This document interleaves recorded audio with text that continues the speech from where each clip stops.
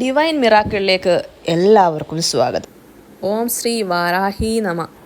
ഐശ്വര്യം, വിജയം, സമ്പത്ത് എന്നിവയുടെ മൂർത്തിരൂപമാണ് ഭഗവതി. വരാഹരൂപം കൊണ്ട കാളി വാർത്താളി എന്നറിയപ്പെടുന്നു. പെട്ടെന്ന് നമുക്ക് വിഷമം വരുമ്പോൾ ദേവിയുടെ ഒരു സഹായത്തിന് വേണ്ടി വിളിക്കുമ്പോൾ വജ്രഘോഷം എന്ന നാമം വിളിക്കാവുന്നതാണ്.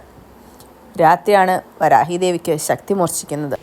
ഹൈന്ദവ വിശ്വാസപ്രകാരം താന്ത്രിക പദ്ധതിയിൽ ഭൂമിദേവി സങ്കല്പവും വാരാഹി ദേവിയാകുന്നു. വാമമാർഗ സ്വരൂപിണിയായ ദേവി മത്സ്യവരാഹിയാവുന്നു.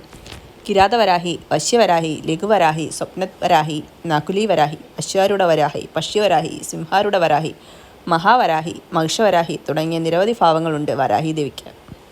വരാഹിയമ്മയെ പ്രാർത്ഥിക്കുവാൻ ഏറ്റവും വിശേഷപ്പെട്ട ദിവസങ്ങളിലൊന്നാണ് പഞ്ചമി തിഥി. മനസ്സുരുകി പ്രാർത്ഥിച്ചാൽ എത്ര ദുഃഖദുരിതമുണ്ടെങ്കിലും അമ്മ മാറ്റിത്തരുന്നതാണ്.